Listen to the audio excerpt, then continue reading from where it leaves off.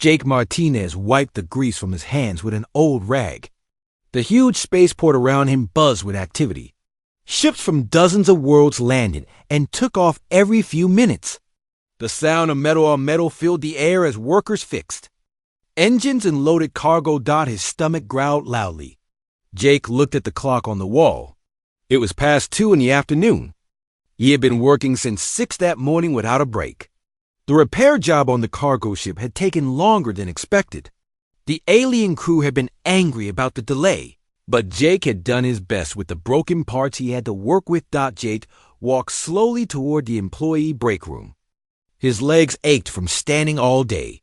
His back hurt from bending over ship engines. At 32 years old, he already felt much older.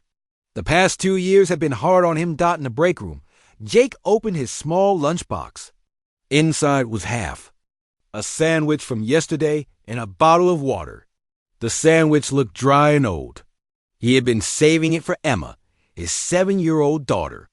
She was in the child care center just down the hall from his work area. Jake ate the sandwich quickly. It did not taste good, but it would give him energy to finish his workday. He thought about Emma waiting for him. She was probably hungry too. The child care center gave the kids a small snack, but it was never enough. After finishing his sad lunch, Jake decided to walk around the spaceport. Sometimes the food courts threw away good food at the end of the day. If he was lucky, he might find something for Emma's dinner. Jake walked past the busy shops and restaurants. The smells of cooking food made his stomach hurt with hunger. Rich travelers from across the galaxy sat at tables eating meals that cost more than Jake made in a week. He tried not to look too long at their food. Near the VIP section of the spaceport, Jake saw the fancy observation deck restaurant. Through the big windows, he could see the rich passengers eating while they watched ships take off and land. The restaurant served the most expensive food in the spaceport. Jake stopped walking when he saw a woman sitting alone at a table by the window. She wore an expensive business suit that looked perfect. Her dark hair was pulled back neatly. Jewelry sparkled on her wrists and fingers. In front of her was a large plate of food that she had barely touched. The woman was Victoria Kane. Jake knew who she was because her picture was often in the news. She owned Kane Industries, one of the biggest spaceship companies in the galaxy. Her company built the military ships that protected Earth, and its colonies. Victoria was reading something on her electronic tablet while she ate. She took small bites of her food and seemed more interested in her work than her meal. Most of the food on her plate sat untouched. Jake watched her for several minutes. His stomach growled again. That plate of food could feed Emma for 2 days. It was real meat, fresh vegetables, and bread that looked soft and warm. Soon, the restaurant staff would clear the table and throw the food away. Jake knew what he had to do, but it was not easy. His pride told him to walk away. His father had always taught him to work for what he needed, never to beg. But Emma's face appeared in his mind. She had been so thin lately. Her clothes were getting too big for her small body. Jake straightened his work uniform as much as he could. He ran his fingers through his brown hair to make it look neater. Then he walked into the expensive restaurant. The restaurant manager, an alien with blue skin and 4 arms, looked at Jake with suspicion. "Sir, this is a VIP dining area. Do you have a reservation? I just need to speak with someone for a moment."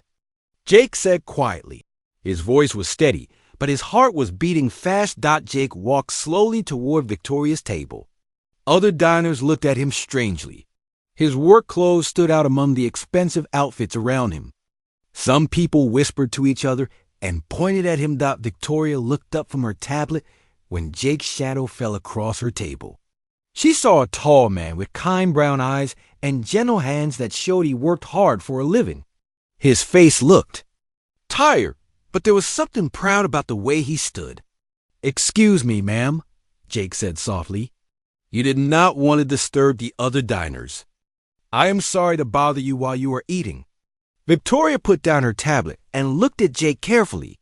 She had dealt with many people who wanted money from her. Usually they were aggressive or desperate. This man was different. He seemed calm and respectful. "What can I do for you?" Victoria asked. Her voice was not unfriendly, but it was careful. Jake looked down at the plate of barely touched food. Then he looked back into Victoria's eyes. "Ma'am, may I have your leftovers?" The question surprised Victoria. In all her years of business, no one had ever asked her for leftover food. People asked for jobs, for money, for business deals. They asked for investments and partnerships, but never for the food she was not going to finish. "Your leftovers," Victoria repeated. "Yes, ma'am," Jake said. "I see you are not very hungry, and that food looks too good to waste. I have a little girl, and we could use it." Victoria looked at Jake more closely. She noticed a small photo tucked into his tool belt. It showed a young girl with dark hair and bright eyes, smiling at the camera. The photo was worn and creased from being handled many times. "Is that your daughter?" Victoria asked, pointing to the photo. Jake's face softened. "Yes, ma'am. That's Emma. She's 7 years old." He paused, then added, "She's the best thing in my life." Victoria felt something in her chest tighten. There was so much love in Jake's voice when he talked about his daughter. She could see that this man was not asking for himself. He was asking for his child. "Please, sit down," Victoria said, gesturing to the empty chair across from her. Jake hesitated. "I don't want to take up your time, ma'am. I just Sit, Victoria said more firmly, but her voice was kind. "Please." Jake sat down carefully in the expensive chair. He had never sat in such a nice restaurant before. The tablecloth was white and clean. The silverware shone like mirrors. Everything around him cost more than he made in months. "Tell me about Emma," Victoria said. And so Jake began to talk about his daughter, not knowing that this conversation would change both their lives forever. Jake looked down at his hands on the white tablecloth. He had never been good at talking about his personal life. Work was easier. Fixing engines made sense. People were more complicated. "Emma is smart," Jake began slowly. "Smarter than me, that's for sure. She loves to read, but we don't have many books at home." He paused and looked out the window at the busy spaceport. "She wants to be a teacher someday. Says she wants to help other kids learn." Victoria listened carefully. She had expected Jake to ask for money or a job. Instead, he was talking about his daughter's dreams. "How long have you been taking care of her alone?" Jake's face grew sad. 2 years now. My wife Lisa died in an accident on Europa. She was working in the ice mines there. His voice became quieter. The accident wasn't anyone's fault, just bad luck. But the medical bills afterward, they were huge. "I'm sorry for your loss," Victoria said. She meant it. She had lost people. She loved to. "Thank you, ma'am." Jake looked at the photo of Emma again. Lisa was the smart one in our family. She had big plans for Emma's future. College, maybe even university. Now it's just me, and I'm not sure I can give Emma what her mother wanted for her. Victoria pushed her plate toward Jake. "Please, take this. All of it." Jake shook his head. "I can't take your whole meal, ma'am. Just the parts you weren't going to eat." "I wasn't going to eat any of it," Victoria said. "I eat here because it's quiet and I can work. The food is just there." Jake looked at the expensive food. There was enough for 3 meals. "Are you sure?" "I'm sure." Victoria called the waiter over. "Can you pack this food to go, please?" While they waited for the food to be packed, Victoria asked more questions. She learned that Jake worked 12-hour days, 6 days a week. He had learned to fix spaceships by watching other mechanics and reading old repair manuals. He had never been to school for it. "You taught yourself?" Victoria asked. "Had to," Jake said. "When Lisa got pregnant with Emma, I needed a better job than loading cargo. Ship repair paid more. I watched the older mechanics and asked questions.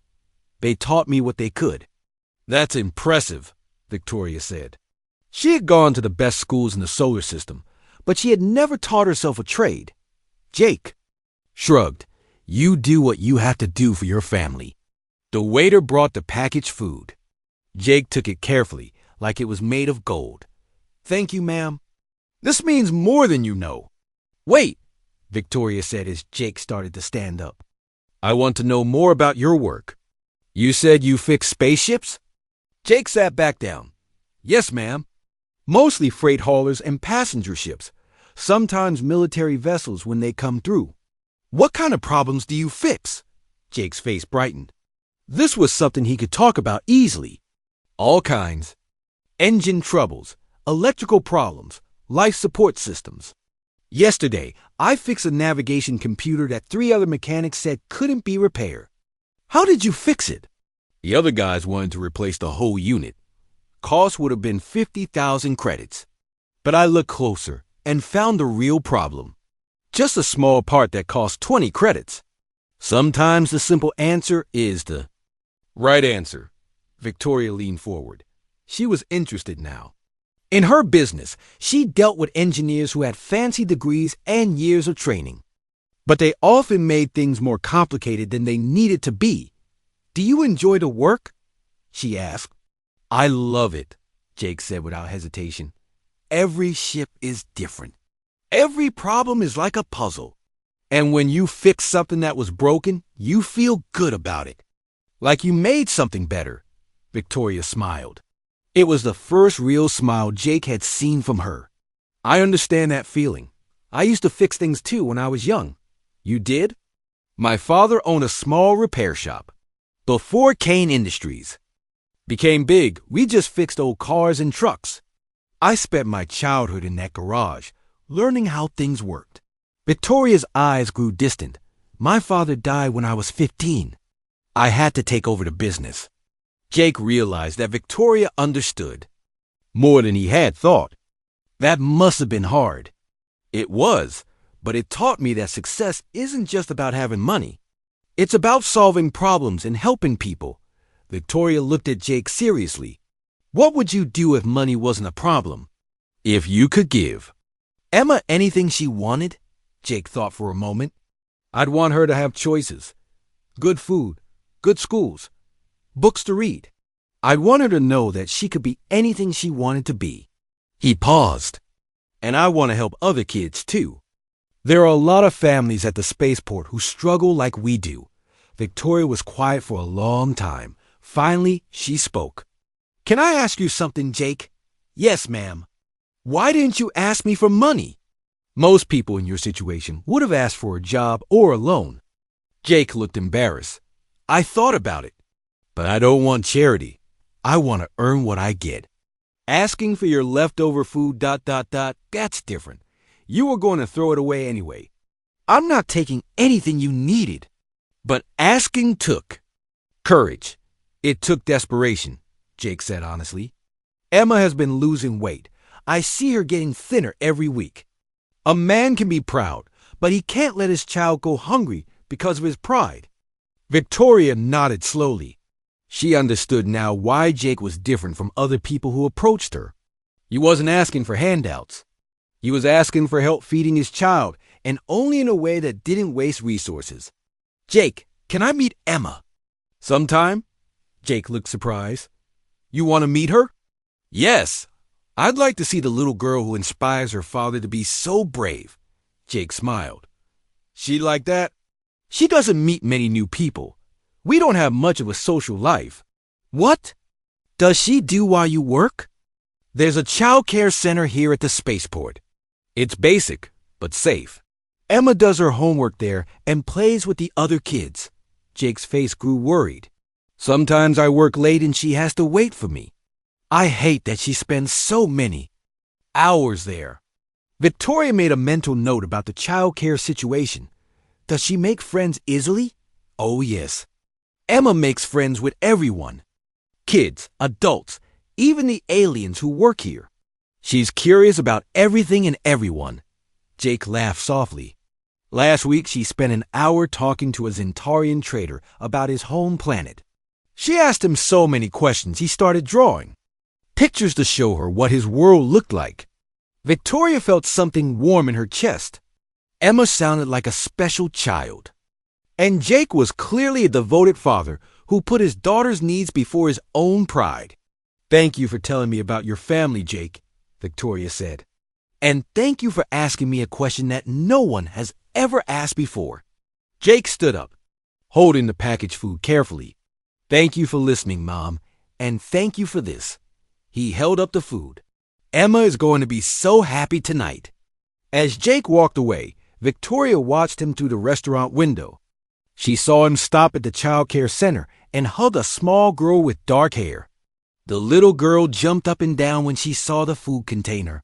Even from a distance, Victoria could see the joy on both their faces. Victoria had made many business deals in her life. She had signed contracts worth billions of credits. But she had never felt as good about any of those deals as she felt about sharing her leftover meal with a father and daughter who needed it. She realized that Jake had given her something too.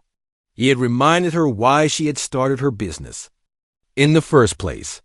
Not just to make money, but to solve problems and help people. Victoria picked up her tablet and started making notes. She had some ideas forming in her mind. Ideas about Jake, about Emma, and about what it really meant to be successful. The next morning, Victoria arrived at the spaceport earlier than usual. She told herself it was because she had meetings with ship captains, but deep down she knew the real reason. She wanted to see Jake Martinez at work. Victoria found a spot where she could watch the repair bays without being seen. Jake was already there, even though his shift did not start for another hour. He was helping an older mechanic named Pete, who was struggling with a heavy engine part. "Let me get that for you," Jake said, lifting the part easily. Pete was at least 60 years old, and his back was bent from years of hard work. "Thanks, son," Pete said. "These old bones aren't what they used to be." Jake not only helped Pete move the part, but he also stayed to help with the repair. Victoria watched as Jake explained a better way to fix the problem. He was patient and kind, never making Pete feel stupid for not knowing the newer techniques. When Jake's official workday started, he moved to his own repair bay. A freight captain was angry because his ship's cargo doors would not close properly. The captain was a large alien with red skin and sharp teeth. He was shouting at everyone. "This delay is costing me money," the captain yelled. "Fix it now, or I will report this spaceport to the Galactic Trade Authority." Jake stayed calm. He examined the doors carefully, running his hands along the metal tracks. After a few minutes, he found the problem. A small piece of space debris was stuck in the door mechanism. "Here's your trouble," Jake said, pulling out the debris with a pair of pliers. The doors closed smoothly. The captain's anger disappeared. "How did you find that so quickly?" The other mechanics said it would take hours to fix. "Sometimes you just need to look at things differently," Jake said with a smile. Victoria was impressed. Jake had solved in minutes what other mechanics said would take hours. He had also turned an angry customer into a happy one. During his lunch break, Jake did not eat. Instead, he went to the child care center. Victoria followed at a distance and watched through the window. Jake was helping several children with their homework.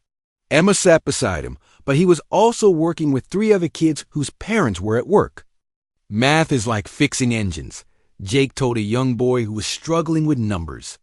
"You just have to break the problem into smaller pieces and solve each piece one at a time." The boy's face lit up when he finally understood. Jake patted him on the head and moved to help a little girl with her reading. Victoria noticed that Jake looked tired and hungry, but he kept helping the children. When Emma offered him half of her sandwich, he shook his head and told her to eat it all. After the children finished their lessons, Jake spent time playing with them. He taught them games and told them stories about the different alien species that visited the spaceport. The children loved him, and Victoria could see why. That evening, Victoria made a decision. She returned to the observation deck restaurant, but this time she ordered 2 meals. When she finished eating one of them, she left the other meal untouched on purpose. Victoria watched as the restaurant staff prepared to clear her table. "Excuse me," she said to the waiter. "Could you leave that meal there for a few more minutes? I'm expecting someone," The waiter looked confused but agreed. Victoria left the restaurant and walked to where she could see the repair bay. Sure enough, Jake appeared a few minutes later. He looked around carefully, then approached her table. Jake found the untouched meal with a note beside it. The note said, "Thank you for reminding me what really matters. A friend." Jake looked around the restaurant, but Victoria was nowhere to be seen. He took the food gratefully and left with a puzzled but happy expression. Victoria began doing this every few days. She would order extra food and leave it where Jake would find it. She was careful to make it look natural, like she had simply ordered too much or had been called away from her meal. But Victoria wanted to learn more about Jake. She began asking questions around the spaceport. What she learned amazed her. Jake had a reputation for being the best mechanic in the repair bays, but he had never asked for a promotion or a raise. When other mechanics had problems they could not solve, they came to Jake for help. He always helped them, even when it meant staying late to finish his own work. 3 months ago, when the spaceport's main computer system had failed, Jake had figured out how to fix it using parts from old ships. The repair had saved the spaceport thousands of credits, but Jake had refused any reward. "I was just doing my job," he had told his supervisor. Victoria also learned that Jake was teaching other workers to read and write. Many of the cargo loaders and janitors had never learned these skills properly. Jake spent his free time helping them, never asking for anything in return. One day, Victoria overheard a conversation between two mechanics. They were talking about Jake's wife and the medical bills from her accident. "Poor guy still owes over 100,000 credits," one mechanic said. "The doctors on Europa charged him for everything, even though they couldn't save her." "Jake never complains, though," the other mechanic replied. "He just works harder and takes care of that little girl of his." Victoria felt angry. The medical system had failed Jake's family, and now he was paying for it with years of his life. That afternoon, Victoria saw something that made her even more impressed with Jake. A young cargo loader named Danny had been hurt when a container fell on his leg. Danny was new to the spaceport and did not have many friends.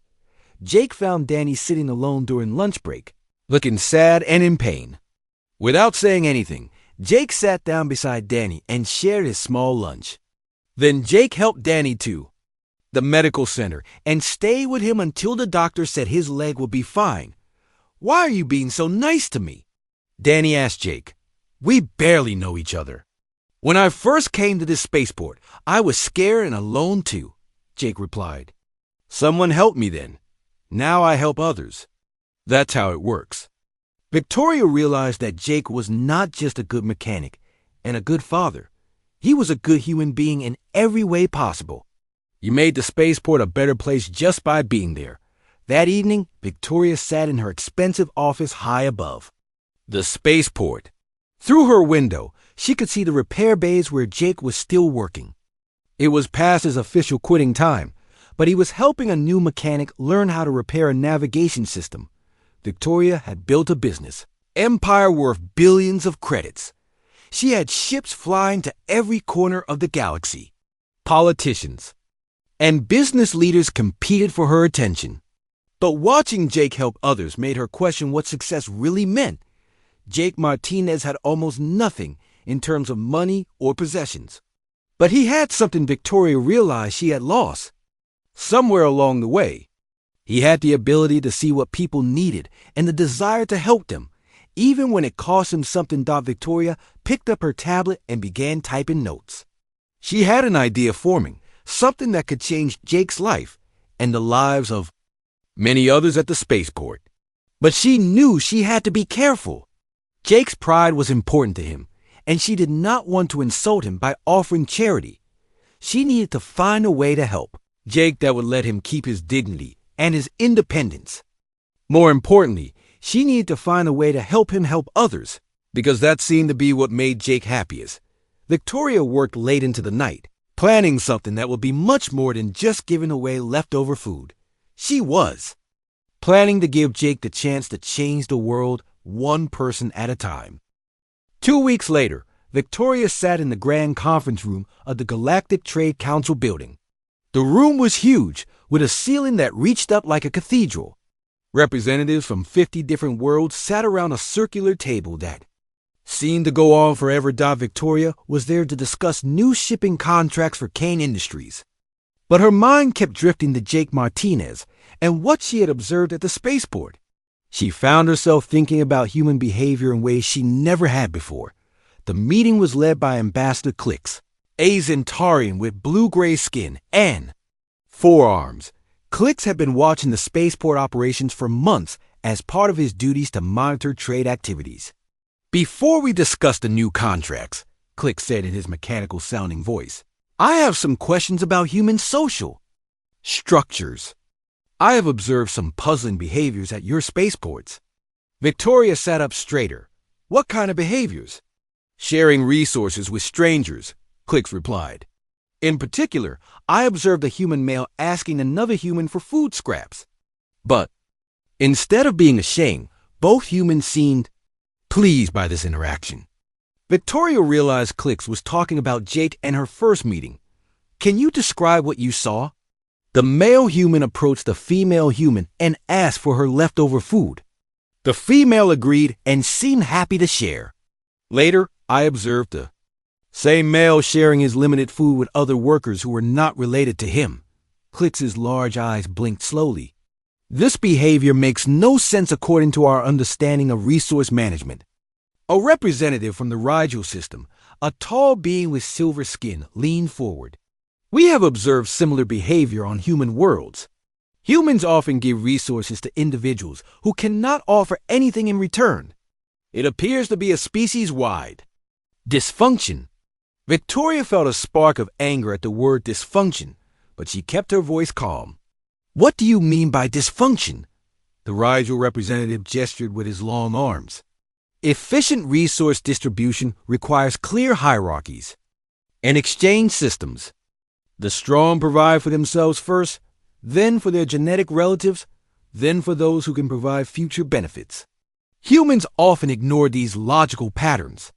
"Indeed," agreed the Zentarian ambassador. "In our society, asking for food from a stranger would result in immediate social exile. It signals weakness and inability to provide for oneself.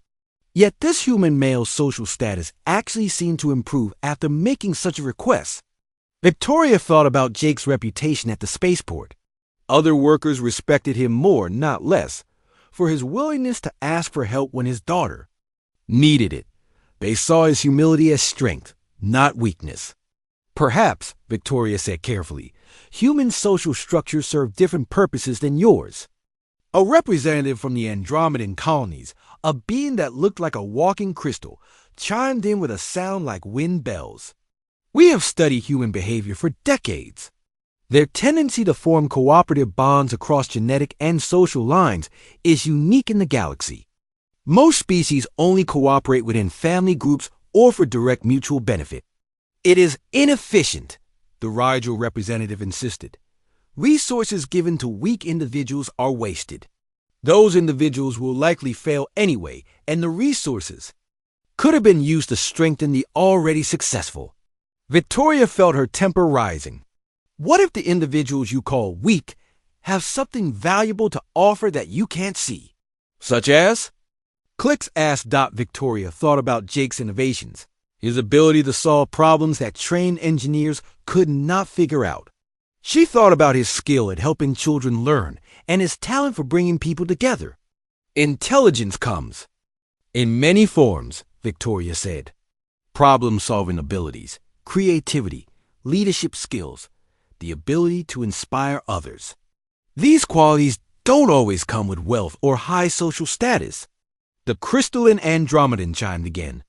"We have noticed that human groups often perform better than expected based on the individual capabilities of their members. Perhaps their social cooperation provides some advantage we do not understand." An ambassador from the Vega system, who looked like a large insect with beautiful wings, clicked her mandibles thoughtfully. "In our hives, every individual has a specific role determined by genetics. But humans seem to change roles based on need and ability. It is flexible. Chaos, the Rigel representative said dismissively. Without clear hierarchies, how do humans maintain order? Victoria smiled. We maintain order through something you might not understand. We call it trust. Trust? Clicks repeated the word like it was foreign to him. When humans help each other without expecting immediate payment, we build trust. That trust makes our whole society stronger. People work harder. They innovate more. They take care of each other during difficult times. The vegan ambassador's wings rustle with interest. So the human who gives food to a stranger is actually investing in the strength of their community? Exactly, Victoria said. And the human who receives help often becomes someone who helps others in return. It creates a positive cycle. But what prevents the weak from simply taking advantage of the strong? The Rigel representative asked. Victoria thought about Jake again. Social pressure. Humans who only take without giving back lose the respect of their community. But humans who give and help others gain status and influence. Clicks was quiet for a long moment, processing this information with his logical Zentarian mind.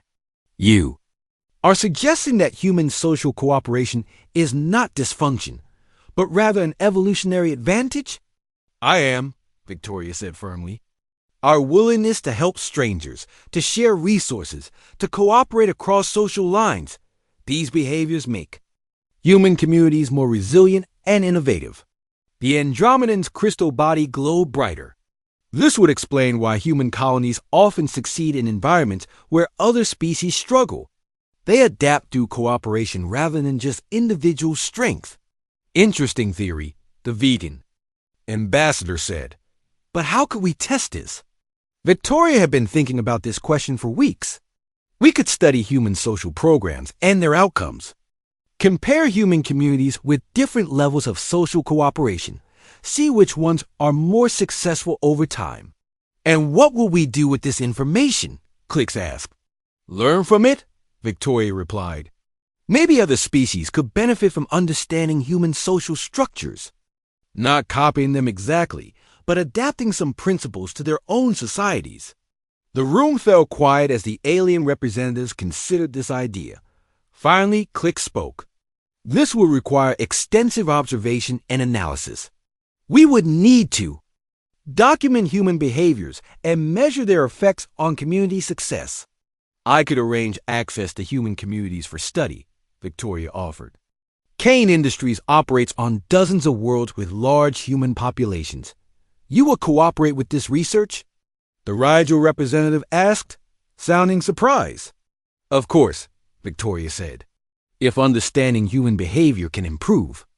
Relationships between species, everyone benefits. The vegan ambassador's wings fluttered with excitement. This could change how we approach interspecies cooperation entirely. Clicks activated his recording device. One proposed we establish a formal study of human social behaviors and their effects on community success. Ambassador Kane has offered to provide access to research subjects. Are there any objections? No one objected. Victoria realized she had just committed Kane Industries to a major research project. But more importantly, she had given the galaxy a chance to understand what made humans special. As the meeting continued with contract discussions, Victoria found herself planning. She would need to choose which human communities to include in the study. She would need to find humans who exemplified the best of human cooperation and kindness, and she knew exactly where to start. Jake Martinez and the workers at the spaceport would be perfect examples of how humans create strong communities through simple acts of kindness and cooperation. Victoria smiled, thinking about how surprised Jake would be to learn that his request for leftover food had led to a galaxy-wide study of human behavior. He had no idea that his simple act of humility might change how entire alien civilizations thought about cooperation and community. The meeting ended with signed contracts and new research agreements. But Victoria left feeling like she had accomplished something much more important than business deals. She had helped the galaxy begin to understand that human kindness was not weakness, but strength. Now, she just had to figure out how to tell Jake that he was about to become the subject of interspecies research, and that his example might help bring different species together across the galaxy. Victoria waited 3 days after the council meeting before approaching Jake again. She wanted to have a clear plan before making her offer. During those 3 days, she watched Jake continue his daily routine of helping others while struggling. To provide for Emma Dodd on Thursday morning, Victoria found Jake in the repair bay working on a passenger ship's air recycling system. The ship belonged to a family of refugees from the outer colonies. They could not afford expensive repairs, but they needed clean air for their long journey to a new home. Jake was using old parts and creative solutions to fix their system for almost no cost. Victoria watched him work with tools that should have been replaced years ago, solving complex problems with simple fixes. "Excuse me, Jake," Victoria said, approaching his workstation. Jake looked up from the air filter he was rebuilding. His face showed surprise and a little worry. "Miss Kane, I didn't expect to see you down here in the repair bays." "I was hoping we could talk," Victoria said. "Do you have a few minutes?" Jake wiped his hands on his work cloth. "Of course, ma'am." "Is something wrong?" "Nothing's wrong. Actually, I have a business proposal for you." Jake's expression became confused. "A business proposal? For me?" Victoria smiled. "Yes. I've been watching how you work, and I'm impressed. You solve problems in ways that my trained engineers never think of. You fix things with less money and time than anyone else." "I just use what I have available," Jake said modestly. "That's exactly what I mean," Victoria replied. "I want to offer you a job at Kane Industries, head of innovation and problem solving." Jake stared at her for a long moment. Then he started to laugh, but not in a mean way. "Miss Kane, I think you have me confused with someone else. I never went to engineering school. I don't have fancy degrees or certificates." "I don't care about degrees," Victoria said firmly. "I care about results. You get better results than people with decades of formal training." "But I'm just a mechanic," Jake protested. "You're a problem solver," Victoria corrected. "You see solutions that others miss. You work with limited resources and still achieve excellent results. That's exactly what Kane Industries needs." Jake looked uncomfortable. "I appreciate the offer, Ms. Kane, but I don't think I'm qualified for that kind of job." Victoria had expected this response. Jake's humility was one of his greatest strengths, but it also made him doubt his own abilities. "Let me tell you something," Victoria said. "Last month, my engineering team spent 3 weeks trying to reduce the cost of our cargo ship life support systems. They came up with a solution that would save us 10% on manufacturing costs." "That sounds good," Jake said politely. "Yesterday, I watched you rebuild an air recycling system using spare parts and creativity. Your solution would save us 40% on manufacturing costs, and it works better than our current design." Jake's eyes widened. "Really? Really? Jake, you have a natural talent for engineering that can't be taught in schools. The question is, do you want to use that talent to help more people?" Jake was quiet for a moment, thinking. What would this job involve exactly? "You would lead a team that looks for better ways to build our ships. Cheaper ways, more efficient ways, ways that use fewer resources. You would solve problems that our regular engineers can't figure out." "And the pay?" Jake asked quietly. Victoria named a salary that was 10 times what Jake currently made. His face went pale.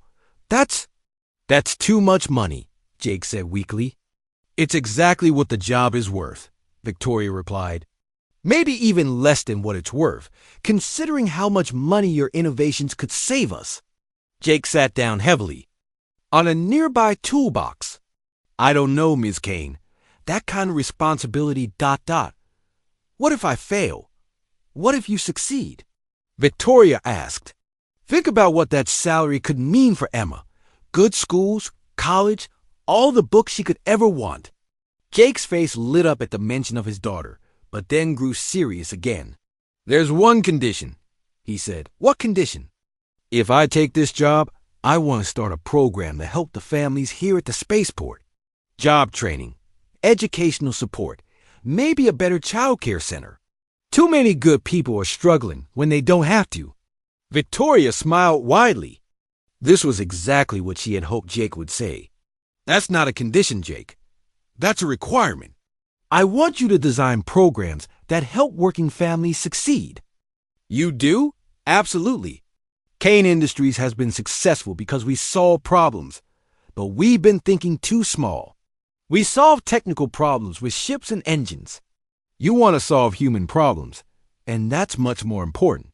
Jake stood up slowly. You're serious about this, aren't you? Completely serious. Can I think about it for a day or two? I need to talk to Emma about it. This would change our whole life. Of course, Victoria said. Take all the time you need. As Victoria walked away, she felt excited about the possibilities. But she also knew that Jake would need support to succeed in his new role. She had one more surprise plan. The next day, Victoria returned to the spaceport with a guest. Ambassador.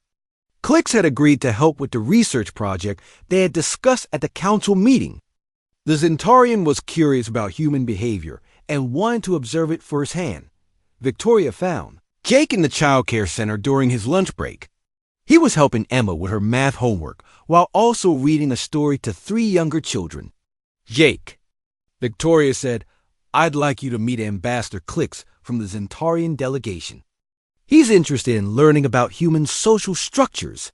Jake looked nervous about meeting an alien ambassador, but he stood up politely. Nice to meet you, sir. Clix studied Jake with his large eyes. So you are the human who shares food with strangers and helps others without payment? Aye. Yes, sir, I guess so, Jake replied, looking confused. Fascinating, Clix said.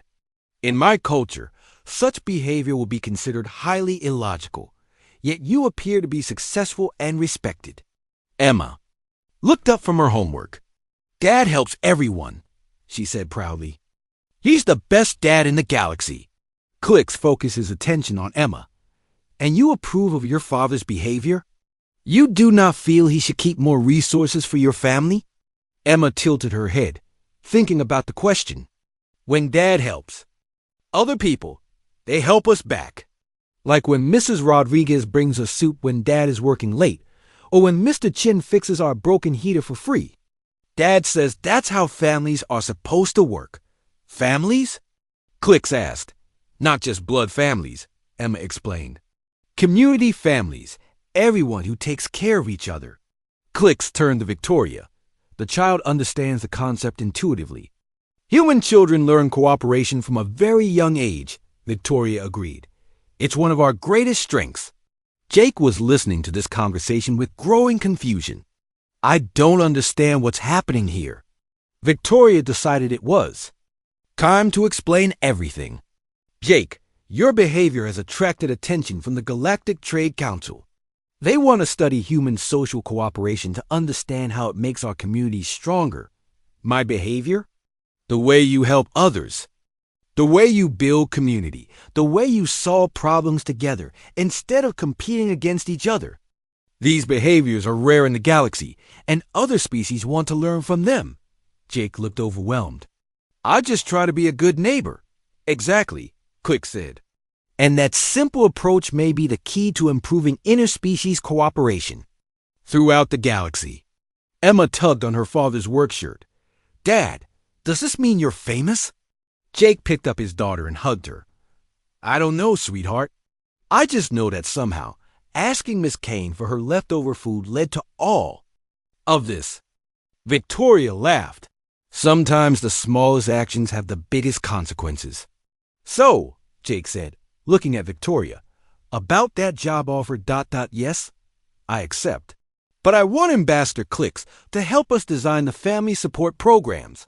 If we're going to be studied by the galaxy, we might as well do something worth studying. Clix's blue skin darkened slightly, which Victoria had learned was how Zentarians showed pleasure. I would be honored to participate. Victoria felt a warm satisfaction spreading through her chest.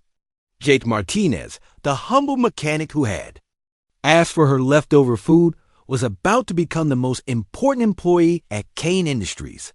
More than that, he was about to help change how the entire galaxy thought about cooperation and community. And it had all started with a simple question. "Ma'am, may I have your leftovers?"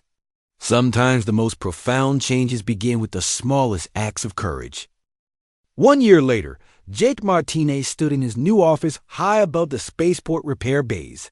Through the large windows, he could see the place where his life had changed forever. The repair bays looked different now. They were cleaner, better organized, and filled with newer equipment. But the biggest change was not in the equipment. It was in the people. Jake's desk was covered with reports from across the galaxy. The Martinez Protocol, as it had come to be known, was being studied and implemented on dozens of worlds. The simple idea of helping others without expecting immediate payment had created stronger communities everywhere it was tried. Emma burst into his office, still wearing her school uniform. At 8 years old, she was taller and healthier than she had been a year ago. Her backpack was full of books, and her eyes sparkled with excitement. "Dad, guess what happened at school today?" Emma said, dropping her backpack on the floor. "What happened, sweetheart?" Jake asked, pulling her onto his lap. "We had a visitor from the vegan system. She had beautiful wings, and she told us about her planet. She said that her people are trying something called the Martinez Protocol to help their young ones learn better." Jake smiled. "And what do you think about that?" "I think it's cool that something you thought of is helping kids all across the galaxy," Emma said proudly. "But I also think it's funny that they named it after you, because you didn't really invent helping people." "You're right," Jake said. "Humans have been helping each other for thousands of years. We just reminded everyone that it works." Victoria knocked on the office door and entered. She looked different too. Her expensive business suits had been replaced with simpler clothes.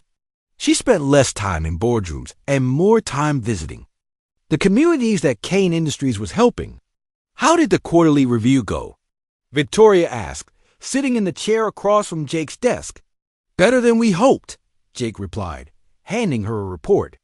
"Our new ship designs are 40% more efficient than the old ones. Manufacturing costs are down 30%. And customer satisfaction is at an all-time high." "That's wonderful," Victoria said. "But what about the family support programs?" Jake's face lit up. This was the part of his job he loved most. "We've opened learning centers on 15 worlds. Over 2,000 families have completed job training programs. The child care centers are serving healthy meals to 5,000 children every day." Emma looked up from the picture she was drawing. "And the best part is that the families who get help always end up helping other families. Just like Dad always said they would." Victoria nodded. "The ripple effect." Ambassador Clicks was right when he said that human cooperation creates positive cycles. "Speaking of Ambassador Clicks," Jake said, "he's arriving tomorrow for his final report to the Galactic Council." Over the past year, Clicks had become a regular visitor to the spaceport. The Zentarian ambassador had studied every aspect of the support programs Jake had created. He had interviewed hundreds of families and documented how helping people led to stronger communities. The next morning, Jake, Victoria, and Emma met Clicks at the spaceport landing pad. The Zentarian's blue skin had grown lighter over the months, which Jake had learned meant he was happy. "Ambassador Clicks." Emma ran to greet him. "Did you bring pictures from your home world?" "Of course, little one," Clicks said, patting Emma's head with one of his 4 hands. "I also brought something special to show you." Clicks activated a holographic display. The image showed a Zentarian city with tall geometric buildings.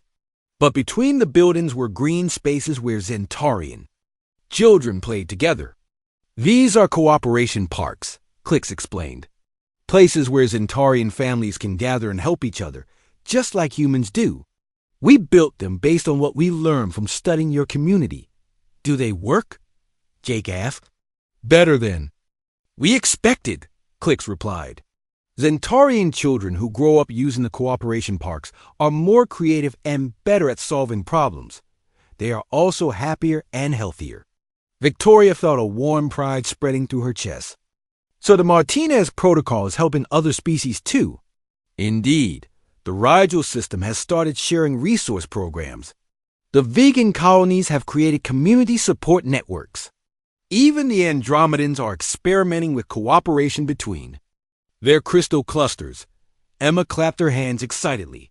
The whole galaxy is learning to be nice to each other. It is more than being nice, Click said seriously. It is learning to be stronger together than apart. That afternoon they walked through the spaceport together. The changes were visible everywhere. The old employee break room had been expanded into a community center with computers, books, and comfortable places for families to spend time together. The child care center was 3 times its original size, with trained teachers and educational programs. Children from dozens of species played together, learning from each other's cultures. In the repair bays, Jake's old supervisor Pete was training a group of young mechanics. Pete's back was straighter now, thanks to medical care provided by the Employee Health Program. His students listened carefully as he taught them not just how to fix ships, but how to work together as a team. "Jake!" Pete called out when he saw them approaching. "Come tell these young folks about the time you fixed that Andromedan crystal ship with nothing but spare wire and determination." Jake laughed. "Pete tells that story better than I do." As they continued their tour, they met families whose lives had been changed by the support programs.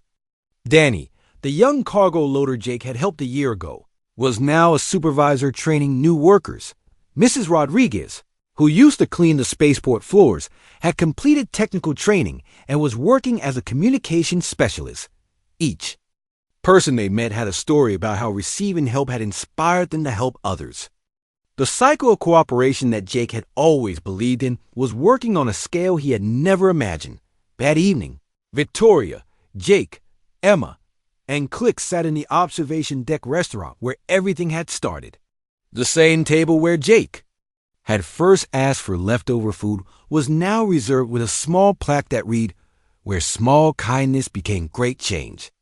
"I have a confession to make," Victoria said to Jake. "When you first asked for my leftovers, I thought you were just another person looking for charity. And now?" Jake asked. "Now I know you were a teacher who didn't realize he was teaching. You showed me that success isn't about having more than others. It's about making sure everyone has enough." Emma was drawing another picture, this one showing humans and aliens working together.